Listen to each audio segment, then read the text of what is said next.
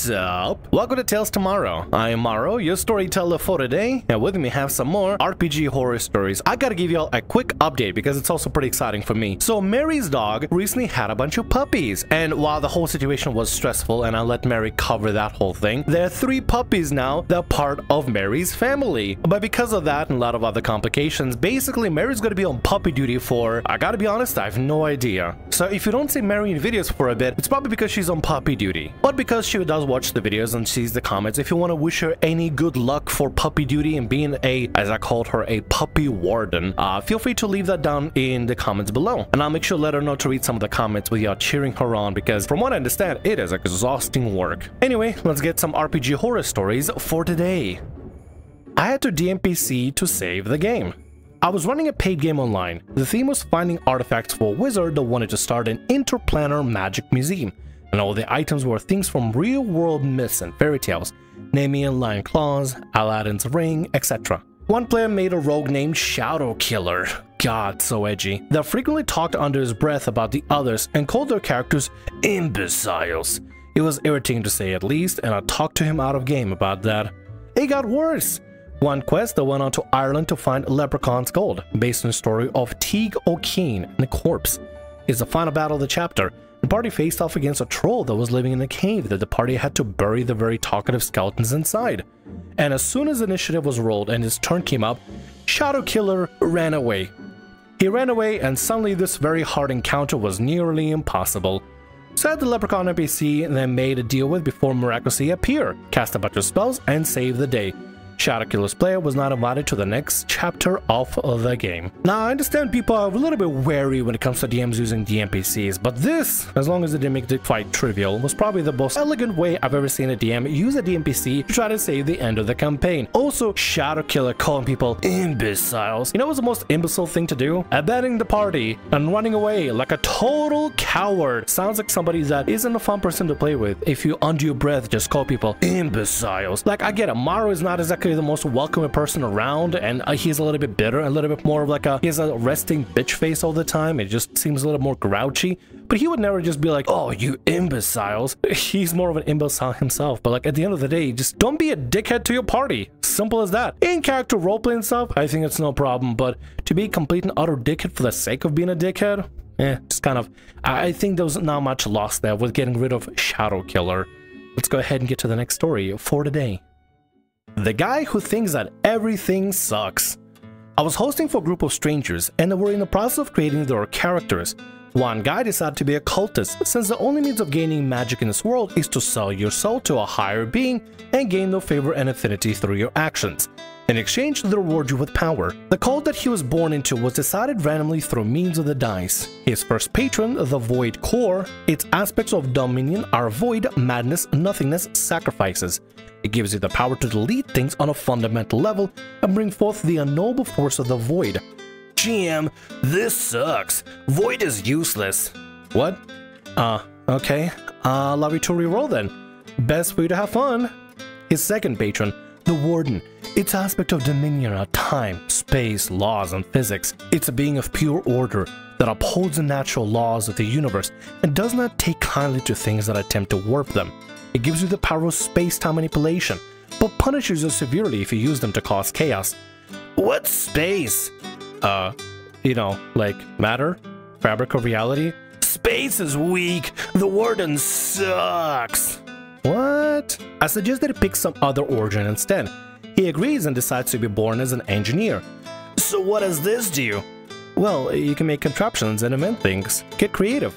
Can I make an army of robots?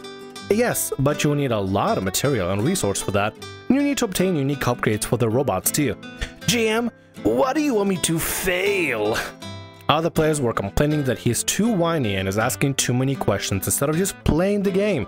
Ended up ruining everyone's motivation to play. Man, you can't believe that your DM is offering you these cool options like the Void, the Warden, be able to make your own robot army after a little bit of work. How is that anyway wanting for you to fail? Your GM does not want you to fail. They're giving you powerful tools to work with that have their own advantages and disadvantages. But instead of trying to understand them and play them and try them out, all you're doing is complaining. This sucks, that sucks, GM wants me to fail because I can't make an instant robot army. Some complaints are completely fine, especially if it's to make, games better. It's feedback in order to make the games more beneficial for everybody and more fun for everyone. But if you complain for the sake of complaining because this sucks and that sucks without offering any constructive criticism, then you know what? You suck to be around, and nobody should have to tolerate you being sucky and sucking all the fun out of everybody. He literally sucked. He said everything sucks so much he sucked the fun and enthusiasm out of everybody to want to play. I wish you best of luck with restarting the game and hopefully get the pep in everyone's step again.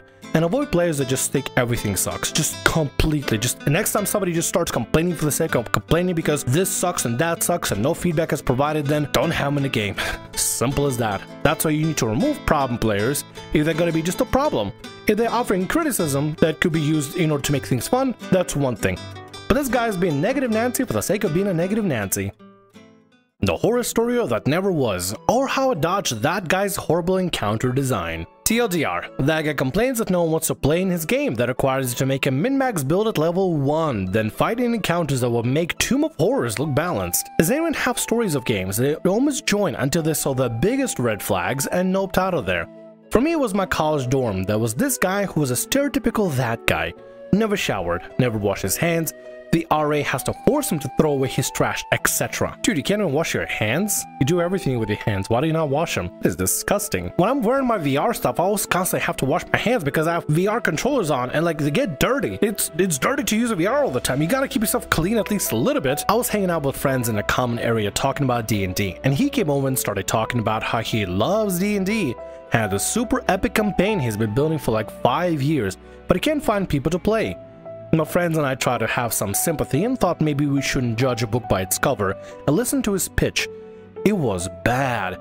He starts off with, I designed this game 3.5, real D&D, but no one would play it and so I changed it to Pathfinder, but everyone wants to play this 5e thing, which ain't even real D&D, so I converted it again. How is 5e D&D not real D&D? It's just a different edition of D&D. It basically has the same mechanics. Sure, it's not as crunchy or complex as 3.5, and some people, they prefer 3.5. That's completely fine. It's just a different edition of D&D. Whatever works best for you is whatever works best for you. If you prefer D&D 3.5, play that. If you like D&D5e, like I do, play that. The statement of, this isn't real D&D is just the weirdest, stupidest statement to make. Just because it doesn't match what you expect D&D games should be like, doesn't make it not real D&D.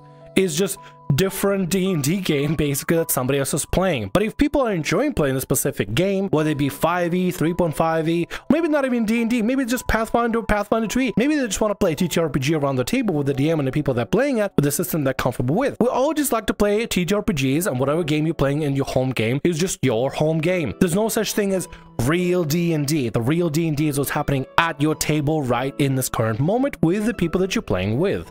Anyway, let's finish the story. He follows it up with, you don't have to min-max, but if you don't, you will die in the first 15 minutes because the fight encounters against a bunch of CR26 creatures that deal damage and exhaustion, and he continues on describing in great detail what sounds like most BS Tomb of Horrors level encounters. Needless to say, my friends and I were suddenly busy, and he was encouraged to move off campus when I told the RA that later that year he had been trying to spy on me through my door. Spying on somebody through the door, yeah, that's really creepy as hell. Definitely a problem, 100% a problem. It has nothing to do with TTRPGs, but definitely campus security, definitely.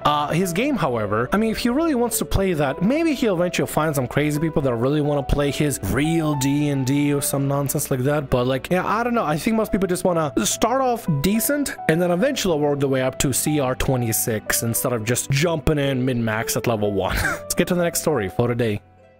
I love TTRPGs. I hate TTRPG gamers. This is going to be more of a rant based on my experience, but I have to say it's somewhere in here. Most of the stereotypes around TTRPG gamers are true. I've left one of my gaming tables because of this. Now I'm looking for a new one, and my god, why can't you guys just be freaking normal for once? I can understand it in the 90s, early 2000s when this was a niche, only the weirdest of the weirdos liked the hobby. I was 15 at the time, of course, I was a weird kid. But god freaking damn it, you have had either time to grow up or have been born in a time when TTRPGs are becoming mainstream. The frick is your excuse now? How can a grown-ass 30-plus son of a bitch ask me to make a Malkavian with the child flaw whose derangement is nymphomania? I know this is a rant and I'm interested in reading the rant in the most dramatic way possible just for entertainment's sake, and I mean clearly this individual is just taking it out, just releasing the pent-up aggression and the anger towards his frustration. I don't know what nymphomania is. I should probably look it up, shouldn't I? Nymphomania, also known as hypersexuality or compulsive sexual behavior, is characterized by intense, frequent, and uncontrollable sexual fantasies, urges, and behaviors that take up a lot of time. People with nymphomania may experience the following symptoms: intense urges, sense of release, guilt and regret, escape mechanism, withdrawal symptom, loss of pleasure, risky behavior, trouble with the relationships. Oh my god. Never mind. Now I fully understand what nymphomania is. How can I find people who still can't hold conversation for more than 10 minutes and not struggle to retain information from the beginning of the same conversation?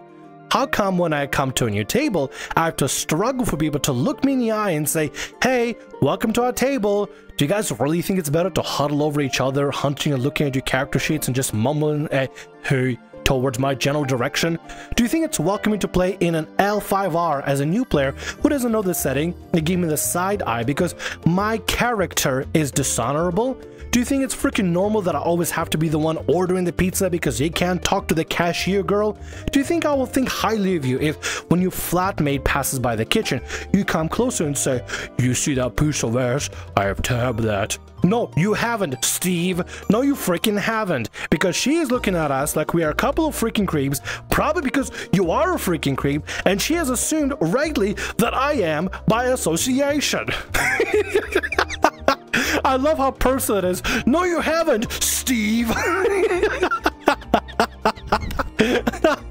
This is a person that has went through so much frustration because of this, because they probably had a couple of nights where it just seemed absolutely insane dealing with it, and this Steve guy probably got on their nerves so badly they had to make sure to put that in. No, you haven't, Steve. It feels just so personal and so like vivid. It really shouldn't be that entertaining. If somebody is clearly going through an episode of releasing their frustration in a rant, the idea of how personal it is just hilarious. Well, I mean, I'll be honest, I'll share a little bit about me. I came from a VR chat originally. I have my own other origins of entering into the TTRPG space. I've never tried TTRPGs, D&D, Pathfinder, none of it, until like, I think the fall of very, very late of 2022 or 2021 or something like that. I really don't remember. It's been a while, but I entered in late. In the TTRPG space, you'll find a lot of nice and genuine people that are just regular people that just really want to play some fantasy games, just want to play some RPGs.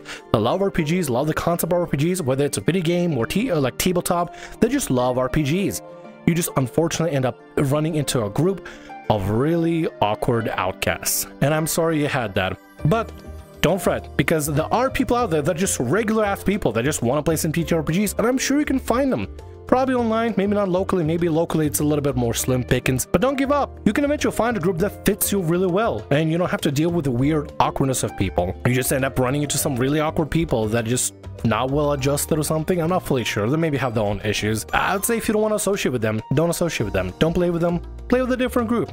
And just no D&D is better than bad D&D or awkward D&D or awkward people that make awkward comments D&D.